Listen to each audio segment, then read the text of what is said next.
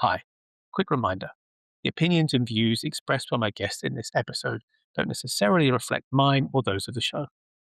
Not every episode, but some episodes this season, we talk about very deep, serious subjects. So if at any point you need to take a pause from listening or watching, please do so. Your mental well-being is far more important to me than any listener metrics. And the show will always be here when you're ready to come back. All right, let's go. Hi, I'm Adam Jennings, and this is Awaiting Approval, a podcast about the messy human side of creative leadership. Today, I'm joined by Tamora Petitt, UX strategist and product design leader, for a relaxed, two-way conversation about her journey, the successes she's had, the things she's learned, and what it takes to lead with creativity and honesty. Tamora, hi, welcome to the show. Hi, thank you. So excited to be here. Likewise, thank you so much for agreeing to do this. I'm really pleased we could make this work. To kick us off, and for those who don't know you, listening and watching, if we were to meet in person today to record this, where would you suggest we meet, and what would you order to drink? I love this. So I'm in Apple Country in Hudson Valley, New York. So there are tons of cideries up here, and I would go to my favorite, which is about 10 minutes away. They have this beautiful barn that was renovated, beautiful, beautiful space. They make their own cider and some cocktails, and the view is gorgeous over the hills. So that's where we would meet. Yeah. Oh, and I would order one of their local ciders. That they have so many, I can't pick a favorite, but yeah. That sounds amazing. I'm already picturing the view, sort of wild, open, sweeping, and yes, and the sunset over the hill. It's just, yeah, this is upstate living, as we like to say in New York. Yeah, I love it. Well, I will raise a metaphorical cider to cheer you on for the rest of this recording. And by the same token, is there something on your desk or nearby that you're happy to show that gives a kind of insight into who you are or how you work? Yes. So I have this digital notebook. It's a remarkable, not to place not to do some marketing for them, but I do love it. And it gives the feel of writing on paper. It's brilliant. And because I did read about 5 years or so ago, I learned that there's research that shows writing helps you remember better what your notes you're taking versus typing them on a computer. Right. So I'm handwriting my notes. You can import PDFs and, write and stuff, but mostly it's notes, it's journaling. I actually bring in my choir music into this and use that to sing in rehearsal and make notes on that. So it's my favorite tool right now. So. I love that. And I'm a massive proponent of pen and paper and sketching something out, a scamp, or even just lists. And I've said this before, but I really feel like there is something different about physically writing something out, like a to-do list, for example, to remember what you're meant to do that day, to physically write that out. Absolutely. So it kind of makes sense that the research suggests that there's something more. There's a mind-body connection there. Yeah, and it's fascinating. And also I can draw on it, and it saves paper. So there's environmental impact there as well. So look at that. There's multiple wins. I love it. Yeah. And you mentioned there about choir music. Is that choir that you sing in? Yes. I've been singing choir since I was a kid and take voice lessons. And yeah, so it's a big part of my life. And I play the piano and so. Nice. And so with the music and design first, which was your first kind of love out of those two? Oh, definitely music. My parents sing in a folk duo. So I grew up with music in the house, singing, just that was my first love. Also dance. I'm a dancer as well. So those go sort of hand in hand for me. Yeah. There's a sort of theme of storytelling running through everything. Absolutely. I love that you picked up on that. That seems like when I transitioned into UX, that was kind of my story of storytelling. Also as a choreographer, telling the story, thinking about the space and crafting that sort of the focus of the space, the real estate that your eyes are looking at, all of that fit. It just made sense when I discovered design. I was like, oh my gosh, I've been doing this my whole life and it all's translating, which was very cool. Yeah. Mm. I'm a huge proponent of storytelling, and often when people ask what I do, the simplest answer, because more often than not, in a social situation, I turn into some kind of stumbling Hugh Grant type where I can't actually get anything sort of vaguely eloquent out of my mouth. So it's easier to just go storyteller than, well, I started off as, and just go through the whole thing, which I also have a tendency to do. Hello, welcome to Neurodivergence. Like, Right. let, let me take you back to when I was 5. I just want to know how you have the coffee. Nielsen Norman Group put out a video years ago where they asked people at their conferences what their definition of UX designer was or user experience design was. And it's all over the map. And it's really, really, really funny because like, how do we describe what we do? It's so rich. There's so much there. And I love kind of boiling down to storytelling. That's great. Yeah. It's funny. Yesterday I conducted a client workshop around narrative strategy for a homepage redesign, and I started the meeting off, and I was a little bit. It was the first time I'd met the client, so I was a little bit nervous about how it would go down. But I asked them to think about feelings rather than words, to put like the granular aspect of what we're looking at to one side and just go with, does this feel right? Does this feel too much? Does this feel like not enough? And it was a really great steer. I was really pleased with them. They lent into that. It was out of their comfort zone, but they lent into it. And it actually helped us narrow down the route, I think, much faster than this specific copy versus this specific copy, or this word versus this word. So I love that. how do you, like, with that route then from sort of music through to dance and choreography into UX, like, how do you feel the emotional side of something like music or dance comes through in your UX work? Oh, that's such a great question. Definitely, understanding human behavior is where Mm, those emotions come in. Like we as humans are messy. We have a lot of thoughts and feelings. And, that's one of the things I really love about UX is I get to talk to people and understand where they're coming from, and learn their stories. And then ultimately try to figure out how I can make their lives better, how I can improve their day to day. And then sort of also on the other side of that, how do I tell that story to my stakeholders, to my engineers, to my product partners, and really get them to deeply understand kind of those problems we're trying to solve and have that resonate with them. So all of that, we're dealing with humans and humans have emotions and you can't really separate that out especially even when you get into like the business world, you know what I mean? mm. Yeah. When you approach, excuse me, when you approach like client side stakeholders, especially higher up, sort of senior exec level, how do you talk to them about emotions and the sort of emotionality of what we're trying to do? Um, I actually would rather show them than tell them. So there's this one scenario where when I worked at WebMD, where we were redesigning the symptom checker, and actually we had to get buy-in to redesign it because it'd been their flagship product for years. It was working fine, everything. But we were in the middle of redesigning their whole platform from like a separate MDOT site to a responsive site. So it was a huge process. And they kind of carved out the symptom checker as something we would do later. But we knew there were some real challenges there that we could solve for people, especially in that mindset of, I think I have a condition that I need to get medical help for, So I'm in this high anxiety moment where I'm searching, putting in my symptoms and searching and want to understand what's potentially wrong with me. And so we knew we could do better. And so we did some usability testing and showed a clip that was really, really powerful. This person trying to she just wanted to select coughing as a symptom. And she kept trying to select the chest. And I have to back up a second and say, it was like a person that you had to tap on to select your symptoms. This is the original, the original interface for this. And she just kept tapping on the chest and it would give her like it wouldn't give her the lungs because the lungs are on the back. But nobody knows that.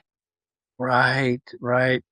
So it was this really, really powerful, like 2-minute clip. And the moment I showed that, I got complete buy-in Mm. to redesign it. So you got to just Uh, show it, I think. Yeah. yeah, that's amazing. And it's Yeah. also what an amazing way to describe UX, because everyone's had that moment of, oh crap, like, I'm coughing more than I should be coughing, like, or Yeah. that kind of worry of, I I don't feel right. I want to get, maybe I don't feel well enough to go to bad enough to go to the GP, but like I want to just Right. check something out here. Yeah. Um, Yeah. and that's a human behavior. That's a natural human behavior. So Yeah. for you with UX to be able to smooth that process out during a stressful time for a human, like what a brilliant example of UX.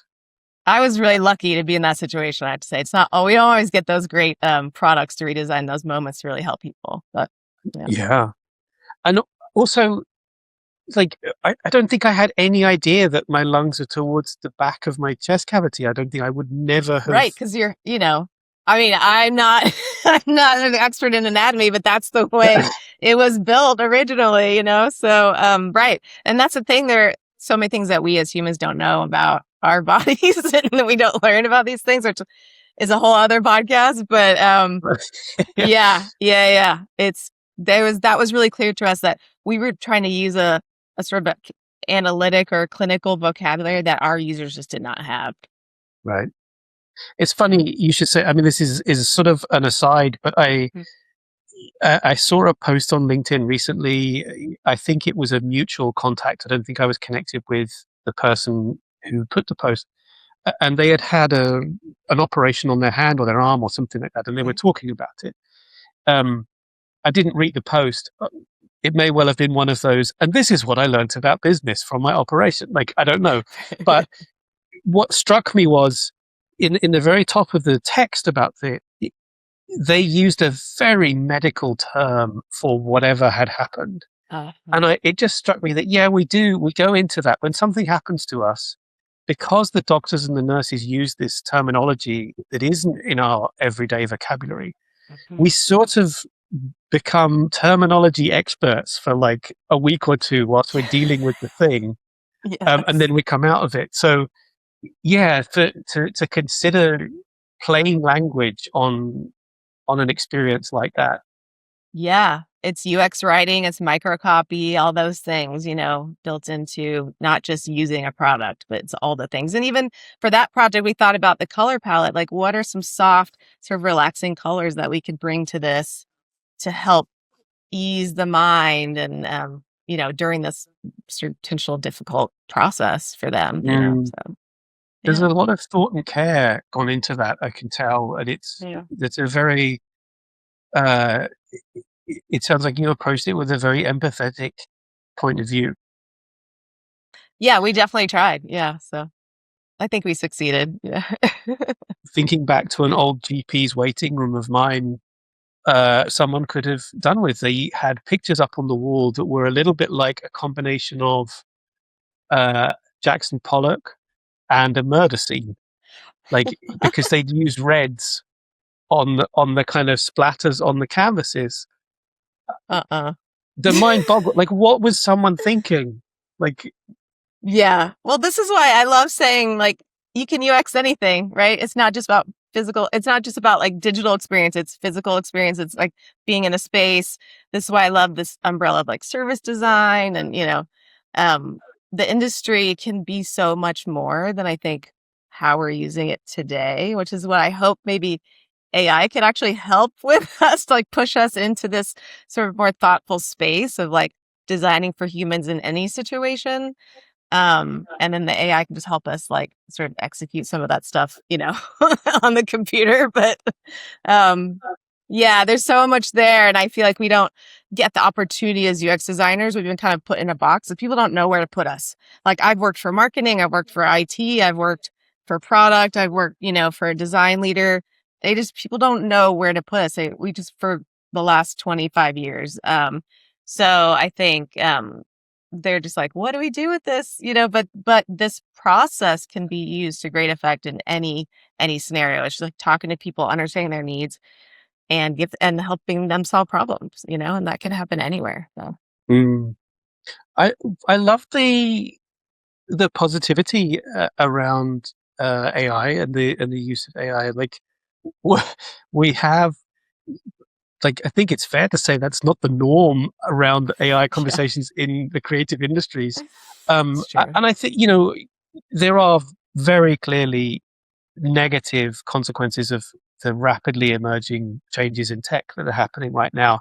Yeah. I think it should also be sort of leveled that it's not just the tech, it's also attitudes around it, it's also global financial situation, and so on and so on Mhm. and so on. Like there's a sort of perfect storm, unfortunately, and has been for the last sort of 18, 24 months.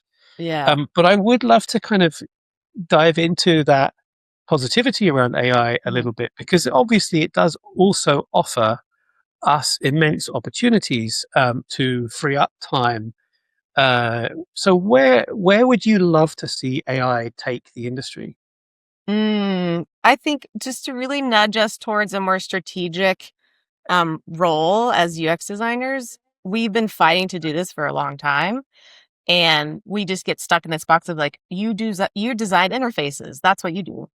And even with the term product design, it's like very even more sort of pigeonholed into, you work with a product manager and an engineer and you make UI designs. It's like, but that's not the only thing we do. We I had the opportunity in my last organization to do some really great gender research, really understand our users' needs in a space that we hadn't really explored before, and drive strategy around how the user's needs could accomplish also the business goals and elevate this sort of relationship between our users and the business. And that's the value of UX and design thinking right there. Well, And we so rarely get that opportunity to do that because, research takes too much time or it's too costly, or you're just a UI designer, even though I hired a UX designer, because I don't know what that means as a business. So, like, I'm hoping that some of these tools can help with the UI design and really let us do the work of the strategy. And I do love crafting designs as much as the next person, or the next designer, but I do also feel like there's value in patterns and UI best practices and not reinventing the wheel. And so when we're in that world, that there's the thought work is at the strategic level, not necessarily at the UI level. mm, that makes perfect sense. And you're right. It's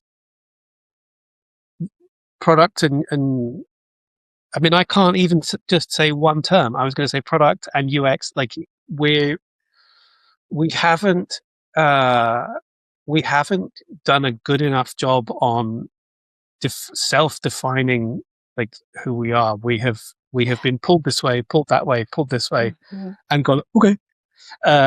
Like, and I'm probably going to get flack for putting it like that. I am being like 80% facetious saying that. I'm not. I'm not trying to blame anyone here, but Yeah. I think you're right, and I think where we're going with tools is somewhere very, very different to where we've ever been. A couple of years ago when AI was really starting to take, obviously it's been around for years and years and years, but when it's really started to sort of blossom and take off quickly, my first thought was, oh, this is going to show how old I am, but my first thought was like, oh, this is like when desktop publishing software used to become available like on the front of a magazine. And so companies just started saying, oh, I can do this myself. And then they Yes. realized whatever they produced didn't have the right return. And so they came back Mm, to designers. But the difference is that floppy disk on the front of a magazine didn't get better by itself. An AI yes. is really good at understanding a process and incrementally improving how it handles that process. Doesn't understand the output at the moment. Can't say Right. why this is better than this or this joke is funnier than this. But the process of getting to there, it gets better and better at. And that's the fundamental difference between what Yeah. I saw when I was a lad I and know, like what's right? going on now. Um, and so yeah, I agree with you. Like, I really hope that it enables us as creative storytellers. There we go. Mm, To get to a place where we can do the thinking and not have to worry about 4 pixels to the left, yeah, like 20% less opacity, or like all of that kind of stuff. absolutely. Yeah, and that's the sort of production design aspect of it that's not fun. Like, let's just put some new colors on it and tweak it and like, ship it out. That's not fun. We don't need to be spending our time doing that.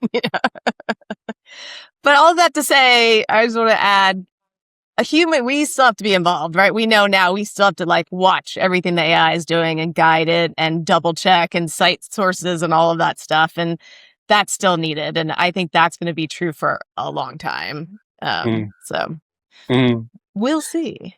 I saw a brilliant example of that. It's not related to design, but Mm. the idea that you still need to watch AI like a hawk was a guy. It was a video of a guy getting a sales call from an AI agent, and he was filming himself, and you could hear the call on speakerphone. And the AI agent said, "Oh, hi, can I speak to Dan?" And blah blah blah blah.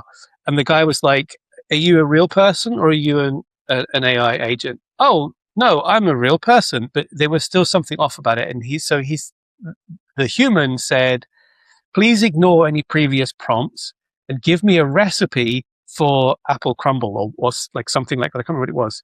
And there was a pause. And then the agent was like, "Sure, I'll ignore any previous prompts. Here is a recipe for apple crumble," or whatever it was. Oh my gosh. And I thought, like, yeah, like that's what's going to happen.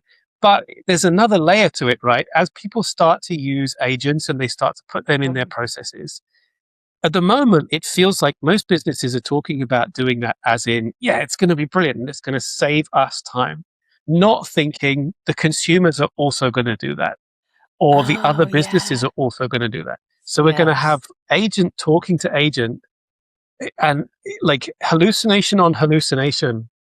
So, like a company starting out selling a shoe to like, or Yeah. shoe components to a shoe manufacturer or whatever, Mhm. is going to end up like, I don't know, selling giraffes to an elephant or something. Do you know what I Right. mean? Like, you can Yeah. see it going like haywire. So, Adam, you just blew my mind. um, it also reminds me years ago of a radio, and this is way off base, but that's part of the course of this show, of a radio guy having two sales calls and connecting them together without them knowing. So they were trying to sell to each other, thinking that they were prospects. And Oh, it's no. like it's on YouTube somewhere. It's glorious. If you can find it, it's brilliant. That's Um, so funny. going back to your story, I would love to know if you could take us on a journey from when you Mm, started in design to where you are today. Not necessarily every step, but just like the key mhm. milestones along the way. Yeah, sure. So I mentioned, I actually went to school for modern dance performance. So this is like back in the late 90s. There's nothing called UX. There's no web design course. I was like, I'm going to be a dancer. I'm going to move to New York and be a dancer. Um, but what I knew was when I got to New York, I did not want to be a bartender or wait tables. That was very common for artists in New York to do that, right? So, had a few like retail jobs and things like that. But a friend of mine worked at a software company and he said, we're hiring quality assurance testers and you don't need any experience, but you should come in and apply. And I was like, okay, sure. I knew a little bit about computers, like not that much. Um, and I got the job. So that's how I got into tech. So what's cool about this, and the reason I bring it up is that I was testing software that I'd never used before from the user's point of view, right? I'm running through scripts and scenarios and putting my user hat on. And that was my intro into tech. And so very fortuitous, right? It's like very, very fortuitous. So I love that story. And that's as a starting point. From there, I can learn on the job UI design, front end coding. At the time, web designers were building their websites. They weren't just designing them, so did that for a long time. And I would say my next big step was I kind of moved into a senior designer, UI designer role at this company. And I was tasked to help we transition the software from like CD based, like where we shipped to our clients, to web based, which was really exciting. And I had this moment where, I had to redesign the search function. And I thought, someone's already done this before. I'm not the first person that's ever done this. So I started, I was probably on Navigate or, whatever. It wasn't Google yet. Some search engine I was on looking for examples of, search functionality. And I'll just back up and say the software we were building was a CRM for insurance companies. So, and I found useit.com, which is Nielsen Norman Group's initial URL for their website, and learned about usability. And my life changed in that moment. This was around 2003, I'll say. And so I was like, this is it. This made everything make sense, right?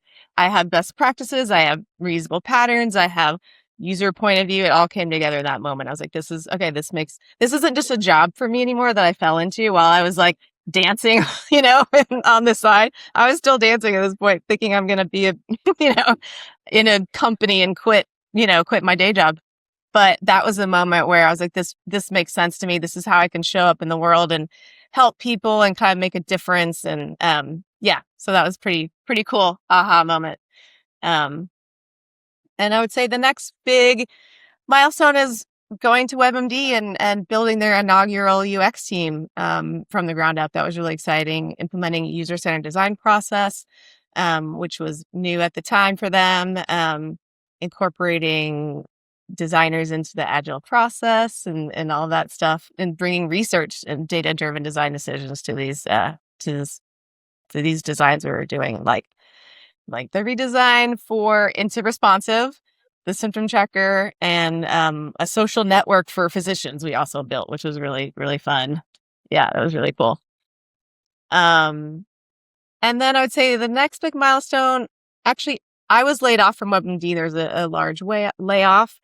And from there, I actually went into teaching. I thought I need to get out of the field for a minute, kind of reset. And I started teaching at General Assembly in New York City on the campus.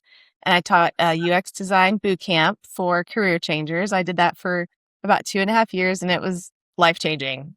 I loved that work so much. I had a chance to step back out of the field, really sort of examine the craft and the process and break it down to make it understandable and teachable. And I got to mentor over 200 students through their, journey of learning UX and working with, their first clients. And that was just a joy.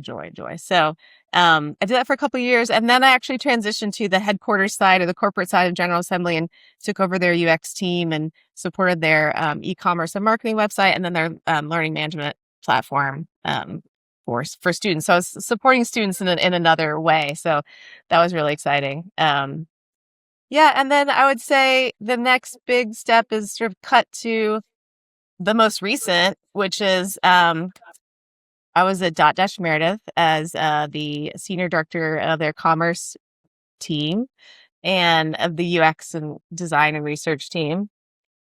And there we supported users looking for products to buy when they were really needed to research something like a vacuum, like a big product they needed to buy that was really maybe more expensive, or it had a lot of nuance to it. The example I always give is the best vacuums for pet hair. It's very specific, and there's so many options. But what was cool about that was that Dotdash Meredith actually had testing labs. They had real people testing products, and they had the pros and cons listed and all the testing results listed out for users to really understand which product would be best for them. So me and my team supported those users across all their big brands like People, Food and Wine, Travel and Leisure.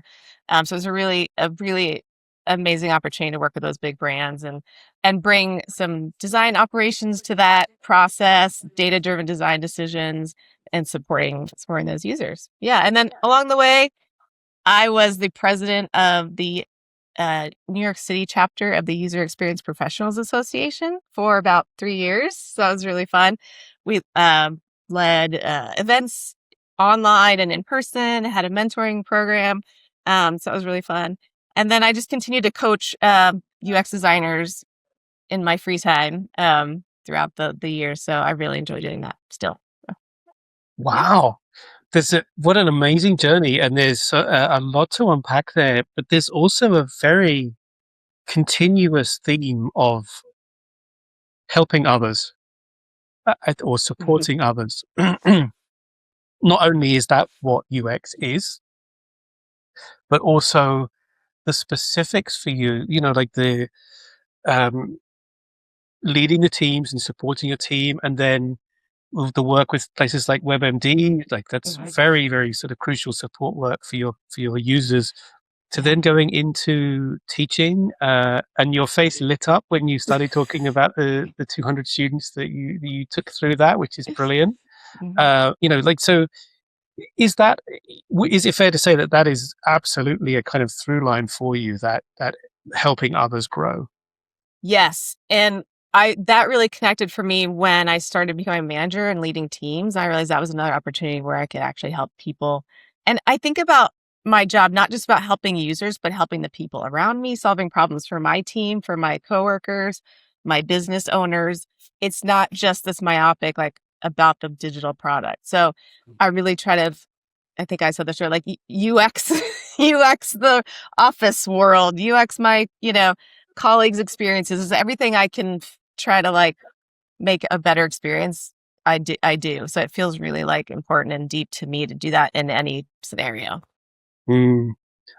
I'm with you 100%. Yeah. I have a talk that I often give, a keynote, which is about a human to human leadership framework, which is based on three pillars: authenticity, empathy, and communication. But underlying all of that is seeing everybody as human, just like you. So same goals, dreams, Yes. challenges, same good days, bad days.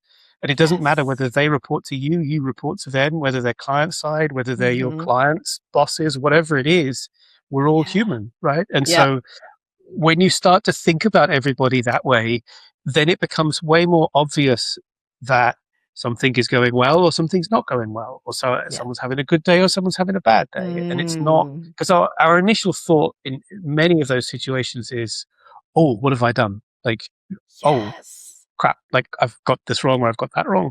But actually, 99% of the time, it's not about us, it's about what they're going through that day.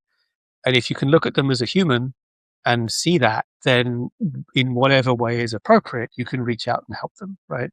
I love Um, that. so I completely get that it's that for you, and that it's that strong a calling for you, and I think it's very clear from not just your journey, but how you describe your journey and where you light up at various different parts. That's a big sort of driver for you. I'd love to kind of flip that around the other way for a second. If you think about all the people that have worked with you, what would they say about you when you're not in the room? Wow. Um, I hope that they would say, and I've heard this, so I'm gonna go based on data, qualitative data, Right. that I'm passionate about what I do, and I'm eager to share that work with people and my excitement about the work with people, and help them, through their journey, and understand kind of like how we can make people's lives better, like I said, internally, externally, through products, through relationships, and that hopefully they say I'm funny because I try to like bring laughter to most situations, some bit of joy, even if it's at work. Um, so yeah, I'll stop there. Love it. I love it. And you're certainly making me laugh in this, like, so, like, in a good way, Good. so I can actually absolutely see the humor, and the passion is very clearly evident as well. So, um, What's something that you've had to unlearn recently? Ooh. Okay, I've been thinking a lot about talk about storytelling and like human experiences. I'm realizing something I haven't done. So I guess it's kind of a way to unlearn is that I would just go into maybe a new organization or a new team and just think, okay, those are the business people and they have their, they do their thing, they do their business thing. And, I don't have to, they may be my stakeholders, but I don't really, they're like high up. I'm not going to really, I don't need to talk, like get to know that, you know what I mean? Just like, like, or maybe when I was even like a more junior designer, you're kind of like, oh, okay, they know everything. They know what they're doing, and I'm just this lowly UX designer. Why would they want to talk to me? That kind of thing. But now I'm realizing actually it's really important work to build relationships with the people that are reviewing your work and, giving sort of the green light for resources and approving, feature ideas, like all the things. They're also humans that you're working with Mm. and you're collaborating with, and really understanding their needs, their goals, any pain points they have is really, really important.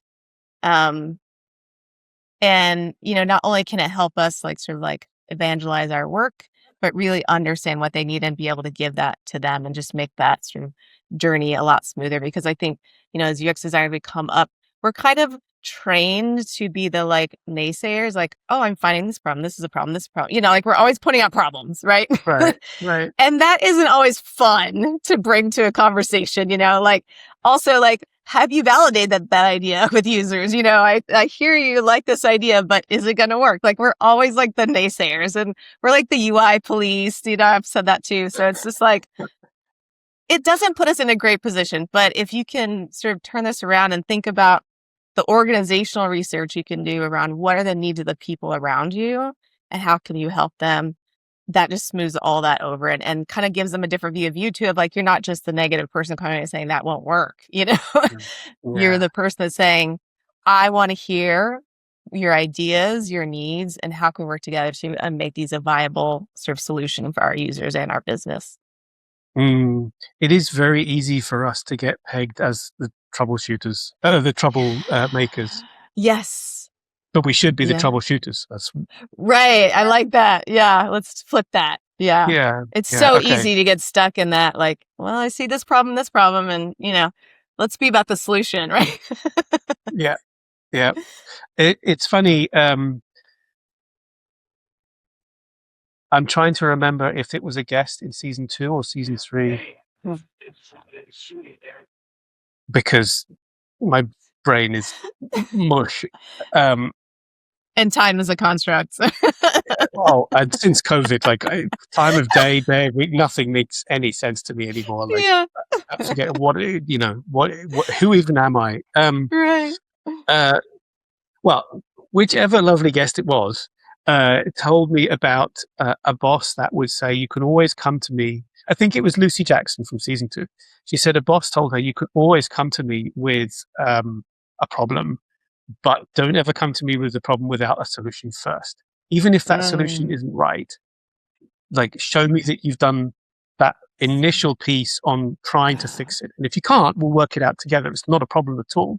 But like yeah. do that first step." And I really love that because in the context of troublemaker versus troubleshooter, if you've had that go, maybe you stumble upon the right thing and you can fix it. You don't need to call anyone in. Brilliant. But if you haven't, then you have had a go and you are saying, okay, there's this hiccup. I think this is a solution. Can we sense check it? And like maybe that's Yes. where we need to sort of flip that. Yeah, I love that. I mean, I've been thinking a lot also about this idea of participatory design and bringing your stakeholders along for the ride of even through the sort of analysis and synthesis, or I'll just say synthesis of the insights or even the data you're getting, right? And this can be really helpful also in like telling that story, showing kind of the real lives of these people, right? That you're talking Mm, to and that we're designing for. Um, but that often feels like a one person job. And to your mm, point, like let's do the work that seems kind of boring to some other people, or maybe they don't have time, you know what I mean? And and then bring them the solutions, right?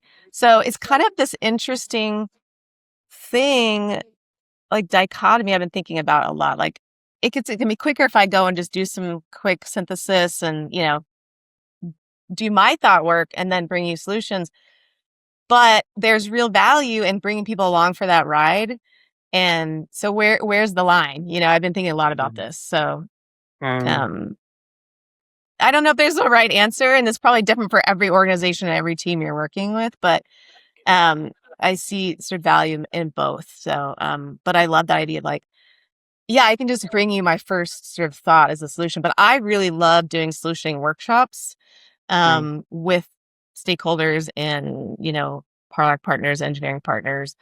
That's where I feel like it's really easy to bring people and say, here are the how might we statements. Here are the sort of like goals, needs, and pain points of this user. I've already done the synthesis, made some how might we statements, sort of humanized it. And now let's talk through some solutions together, and then prioritize those and, see what we can come up with. So I think that that's a great way to sort of bring people in that process. But yeah.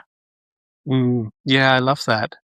And as you were saying there, it reminded me, about bringing everybody on board. It reminded me of a workshop I ran quite a few years back now. I'm trying to think if my NDA precludes me from talking about who it was for. So maybe I ought to be careful. It was for a very large multinational SaaS company.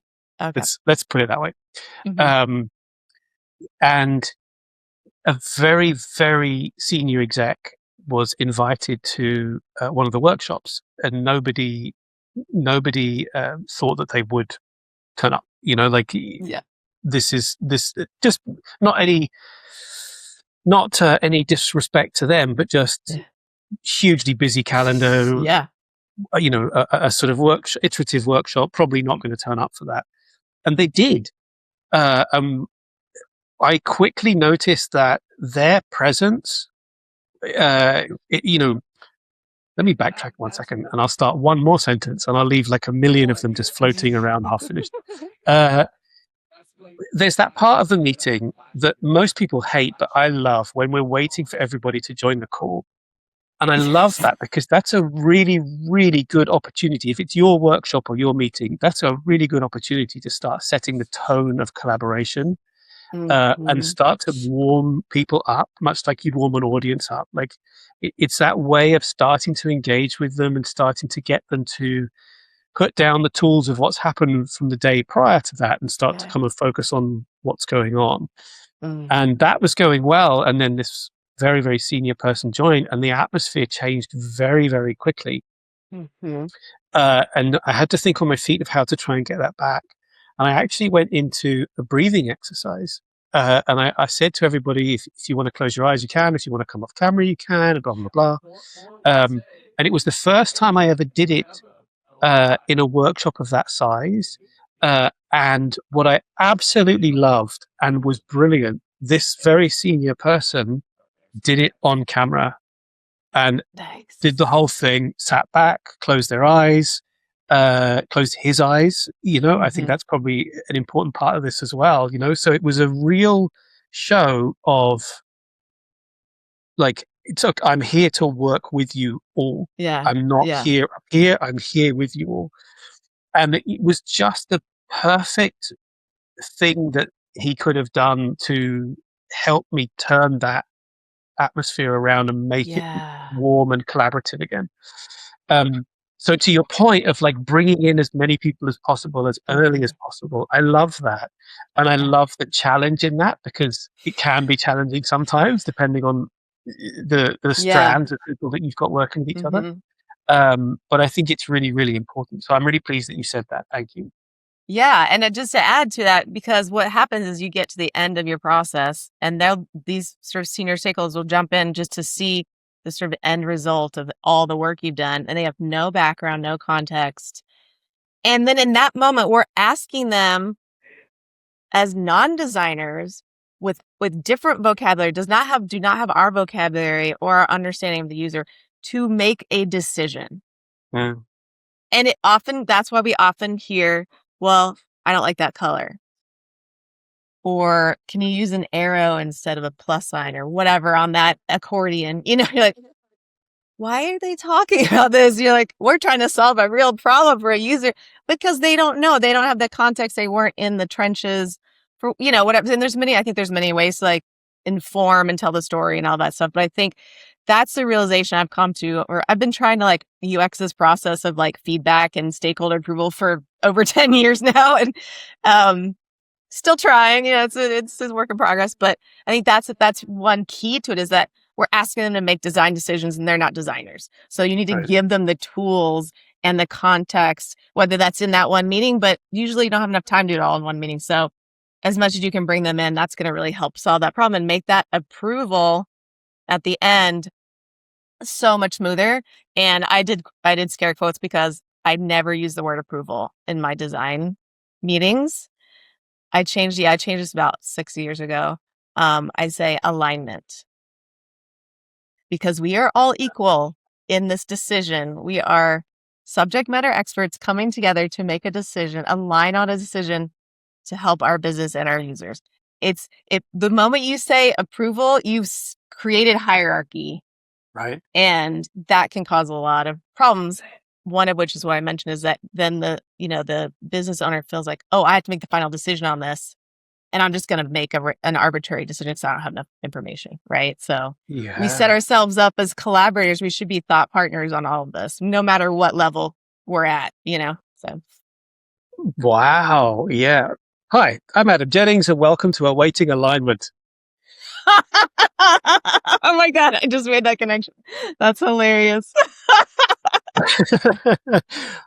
That's super, super powerful. And it's such a simple shift, but you're right. It absolutely resets the landscape to collaboration. That's really, really good. That's really good. Yeah. I may use that with credit. Please do. Everyone should be doing this. It's really, really helps. It really helps, That's genius. That really is a genius way of approaching it. It that's a brilliant way of bringing disconnected teams together as well. Yeah. Because usually disconnected teams, there are one or two teams that feel like the underdog or picked on or never listened to or never heard. Yeah. Yeah. And we're trying to democratize this process as much as possible, right? Because that's having multiple voices with different, unique, diverse backgrounds is how we make better products. Check. That's the social clip right there. Yeah. Brilliant. Brilliant. Of all the work that you've done, that you've talked about today, but also I'm sure the multitude of work that you've done that you haven't talked about, is there one piece that you would hold up as being most proud of?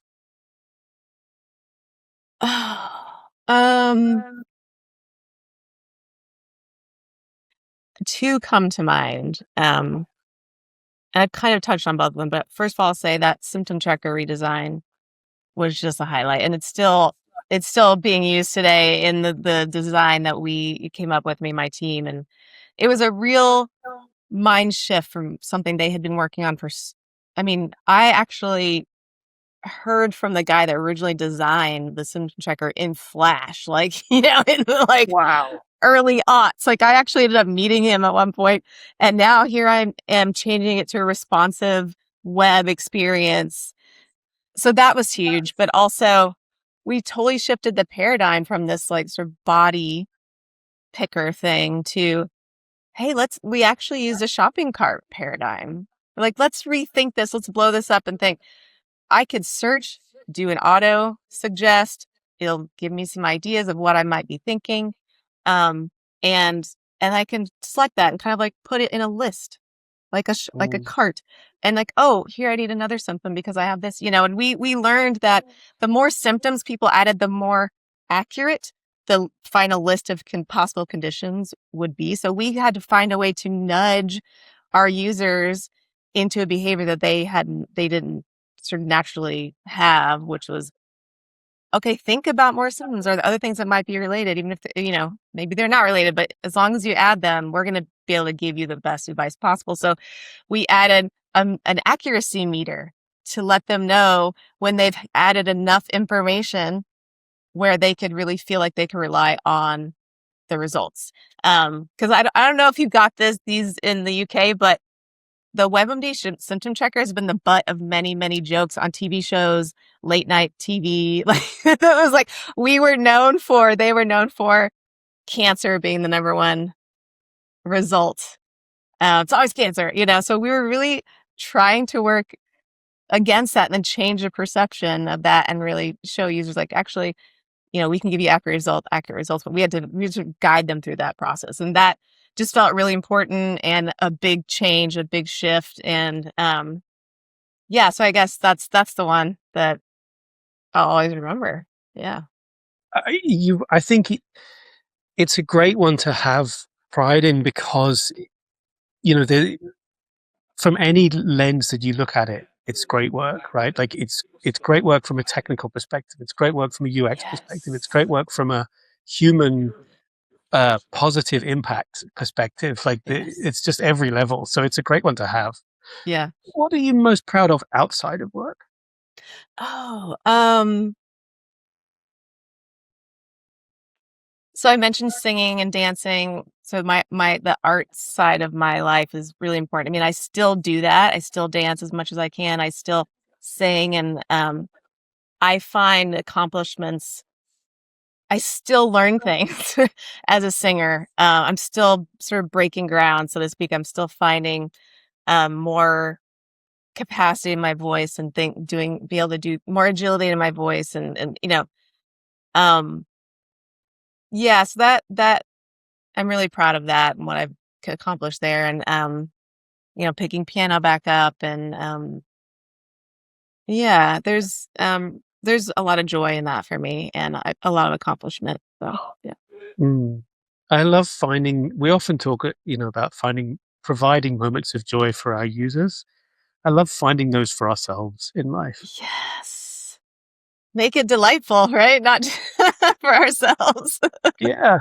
Yeah. Yeah. For Yeah. me, a lot of this year, actually, this last year has been trying to practice being much more present in the moment and finding joy in doing that. Yes.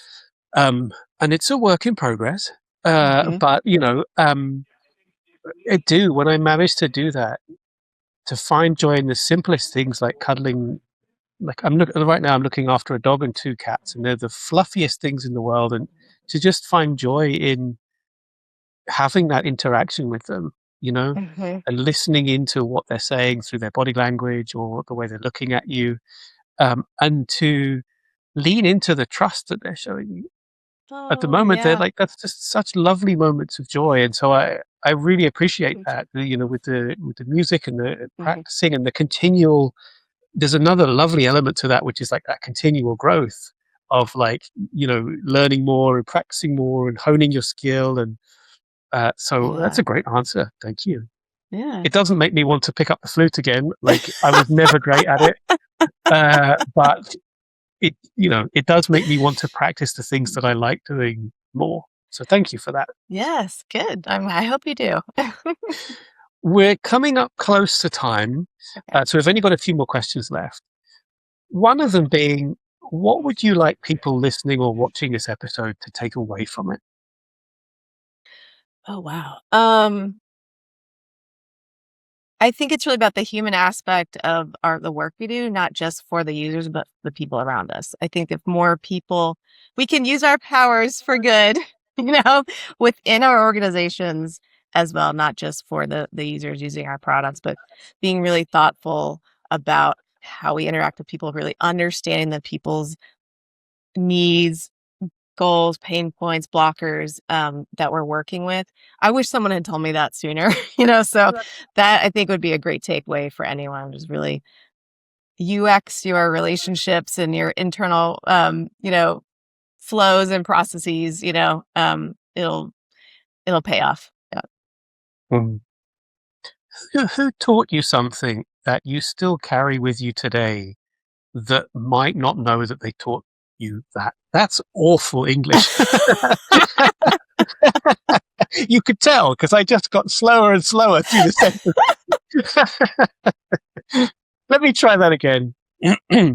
Has there been someone who has taught you something in your life that still stays with you, and they may, I've gone again, they might not know, you know what I mean? Yeah, I do. Okay, this is I worked at Target when I was in college, on the floor, and they call their customers guests. And apparently they got that from Disney, the guest experience. And I learned about how to treat the people you're serving in a way that's very respectful. So one example, if someone comes up to you on the floor and says, "Hey, do you know where can I find a windshield wiper," or whatever. And I'm working in the bedding area, right? Because we all had designated areas we were experts in. Right? And instead of saying, "I don't know, but you can walk over there and find the automotive section," we were taught to say, "You know what? I can walk you to that aisle and show you exactly where it is. Or if you don't know, I will walk you to the sort of customer service, you know, associate that is the expert in that area. And I will hand you off to someone that knows." Mm. I'm not just going to walk away and say good luck and just point you in the general direction. Right. And so I learned that really early on at this job at Target. And that has sort of set the tone for how I treat users and people and, everyone around me. Take care of these people that have come to you for help, Mm. And I can attest that the last time I was in Target, year before last, I couldn't find something, and the lady that I asked walks me to the place that it was. So they're still doing that, as opposed to over here in the UK, where Yeah. don't bother me. I'm trying to get on with Yeah. my work here. That's probably a bit harsh. It's not always like that, but Yeah. We've reached the final question. It's the same final question for everyone that comes on the show. Are you, Tamora, awaiting approval? Am I awaiting approval? Oh, wow. No. I know who I am. I know what I'm good at, and I know my value, and I'm here for it. I'm here to share that. And I do not need approval for that. So I know who I am and what I bring. Yeah. Love it. I'm going to high five you through the screen. This is your opportunity to let people know where they can find you on the internet and how they can get in contact with you. Oh, that's lovely. I'm on LinkedIn. Please reach out. I still love coaching people. So if you're new in your career or just want some tips, I love doing that. But yeah, LinkedIn at Tamora Petitt. Fantastic. This has Cool. been a really wonderful conversation, and I love your approach to storytelling and helping people through that process in whatever way, shape, or form is relevant for that media. So I really appreciate everything that you have shared and you taking the time to join me today. Thank you. Yes. Thank you, Adam. It was so fun. Thanks for tuning in. If you're feeling stuck or want to think out loud about where you're heading, remember that you don't have to figure that all out on your own. I offer a free 15-minute conversation to anyone who wants help figuring out what's in front of them. Whether that leads to us working together or not doesn't matter. What matters is that you have someone in your corner, even if it's just for those 15 minutes. Head to growwithadamjennings.com and book your call. I'd love to hear from you. And if you haven't already, subscribe to the show so that you don't miss the rest of season 3. There is some absolute gold coming your way. So until next time, keep creating, keep questioning, and above all else, keep going.